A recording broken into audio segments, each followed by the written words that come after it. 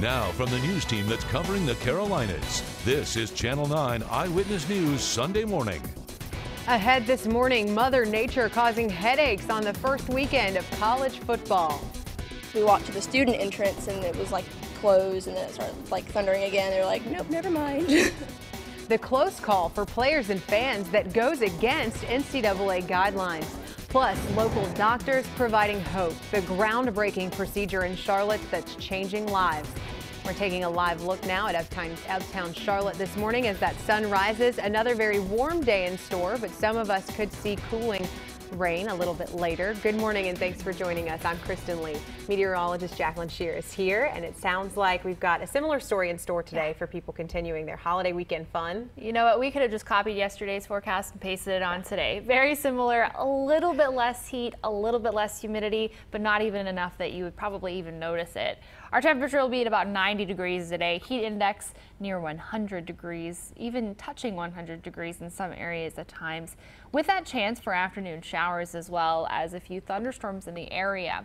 Now, the areas that could see those thunderstorms, of course, could be different, which is pretty typical for this time of year, but we do see that 20% chance of that wet weather. So a few things you want to know if you're headed out the door right now for any activities today. You want that water bottle for the heat index. You'll also want your umbrella for some of that rain out there. So you want to keep that in mind. You also want that sunblock too, though. Something to keep in mind, but we hope you enjoy the rest of the holiday weekend. Thanks, Jacqueline. Now take a look at this image from Charlotte's only live radar. Lightning just over a mile away from Bank of America Stadium when the Belk College kickoff game was still in play. Weather caused major delays at 2 games in Charlotte yesterday. Eyewitness News reporter Brianna Harper dug through the process on what it takes to make that delay call. A rainy afternoon didn't completely dampen the spirits of college football fans here in Charlotte, but it certainly did force some fans to practice patience for the sake of their safety. They say a picture is worth 1,000 words, but in this case, the one word everyone had on the mind was storms. We were hoping to come out and watch a good game, and you know, these 45-minute delays keep stacking up on each other. Fans at UNC Charlotte saw one weather delay after another, but some students stayed persistent. We walked to the student entrance and it was like closed, and then it started like thundering again. They're like, nope, never mind. The delay is all based on NCAA guidelines that state at the first sign of thunder, lightning is likely within 8 to 10 miles. And at the first sign of lightning, safety experts recommend suspending athletic activities for at least 30 minutes. We'll stay until it's over like we always do. No matter how hard it rains or anything, we sit there and watch a game if they play. There we go. Woo! But over at Bank of America Stadium, Chief Meteorologist Steve Udelson spotted lightning strikes only 1/5 of a mile away. We learned it took nearly 15 minutes before officials made the call to delay the game and clear out fans. We were excited for the new season. We're freshmen here, so we were excited to come out and support the home team in their first game. And as you can imagine, the decision to delay a game isn't necessarily an easy one. We went digging and found out the typical process starts with the National Weather Service reaching out to the local fire department, who then contacts the stadium to make that final call. Reporting from UNC Charlotte, Brianna Harper, Channel 9 Eyewitness News. Before the storms kicked in, football fans also had to deal with the extreme heat. The heat index during the game was close to triple digits. Emergency responders set up several mobile stations around Bank of America Stadium in case fans became overheated. It gets busy from time to time, but we plan for that. Ahead in sports, all the highlights of the showdown between the Mountaineers and the Volunteers and why the game had extra meaning for one of the star players. Despite all of yesterday's delays, UNC Charlotte persevered and came out with a season-opening win. The game took nearly 5.5 hours to finish because of the delays. In the end, the 49ers topped Fordham 34-10. They'll be back at home next Saturday to play Appalachian State. And East Carolina fared even worse with yesterday's weather. The storms were so bad in Greenville, the Pirates postponed their game with North Carolina A&T until this afternoon. Investigators in Cleveland County are looking for a man they say robbed and killed his own brother. Our partners at the Gaston Gazette say it happened on Byron Place near Grover early yesterday morning. Deputies found Anthony Charles dead at the home. They say his brother, Cordell Yates, is the suspect. They plan to charge him with murder when they catch him. This shooting that we brought you as breaking news yesterday morning is now a homicide case. Preston Nicholson was shot at around 2 a.m. while driving on Brookshire Boulevard. CMPD says someone in another car drove up to Nicholson's vehicle and opened fire. We've learned Nicholson died from his injuries. Police have not named a suspect. Today, those closest to former Senator John McCain will say their final goodbyes. A processional will carry his body from Washington, D.C. to the U.S. Naval Academy in Annapolis, Maryland. A private memorial service will take place there. A private burial will follow at the Naval Academy Cemetery. McCain will be buried next to his former Academy classmate and lifelong friend, Admiral Chuck Larson. Yesterday's memorial service in Washington, D.C. was incredibly moving. Senator McCain planned nearly every detail. Many of his friends and colleagues from Capitol Hill were there to celebrate his life. His daughter Megan shared a tearful, powerful message. I know you can see this gathering here in this cathedral. The nation is here to remember you. The America of John McCain has no need to be made great again because America was always great. George W. Bush and Barack Obama also spoke at Senator McCain's request. Obama called McCain a great leader who embraced differences and served without prejudice. Isn't that the spirit we celebrate this week? That striving to be better at his best? John showed us what that means. For that, we are all deeply in his debt. This morning, this tribute to McCain is growing at the Vietnam War Memorial in Washington. Well-wishers have placed signs and flags there next to where McCain's wife Cindy laid a wreath yesterday. A somber and emotional day in Pinehurst as family and friends gathered to say their final goodbyes to a slain Colorado mother and her children. I can only pray to you that this tragedy changes everyone's soul to be close to you. Shannon Watts and her toddler daughters were killed nearly 2 weeks ago. Shannon was 15 weeks pregnant at the time with a boy they would have named Nico. Shannon, Bella Marie, Celeste, and Nico are present here with us today.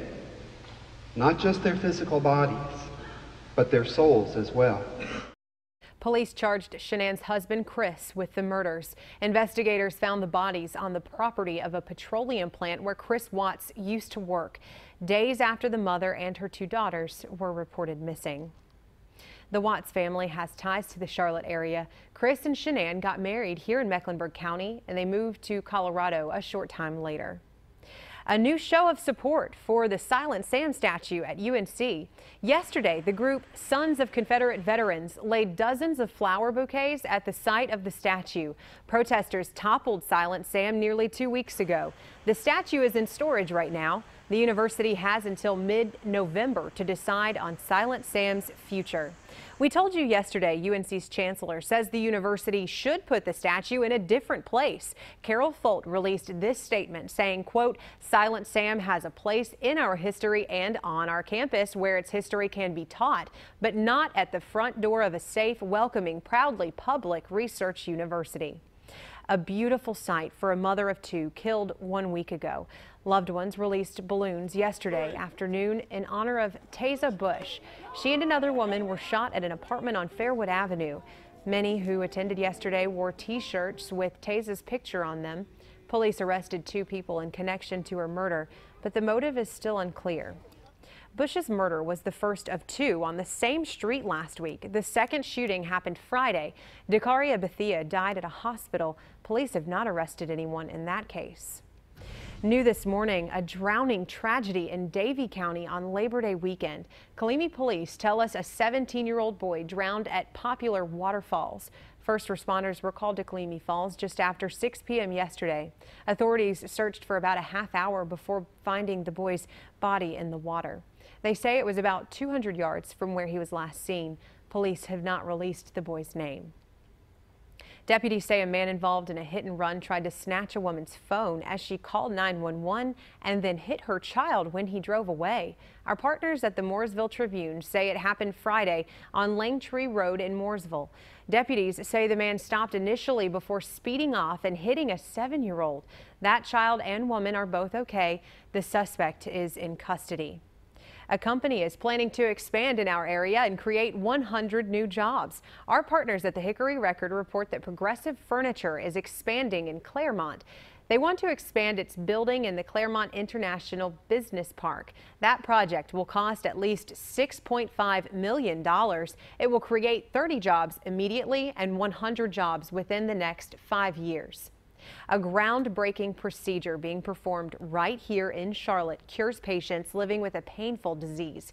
September is Sickle Cell Disease Awareness Month. The disease causes chronic pain, but patients have more options now than ever before. Ike Chuba is a 17-year-old senior in high school. I was missing everything, and it just felt so bad. I felt so painful. I remember I was crying because I couldn't do what I love to do. You know, I love to act. The energetic teen lives with sickle cell disease.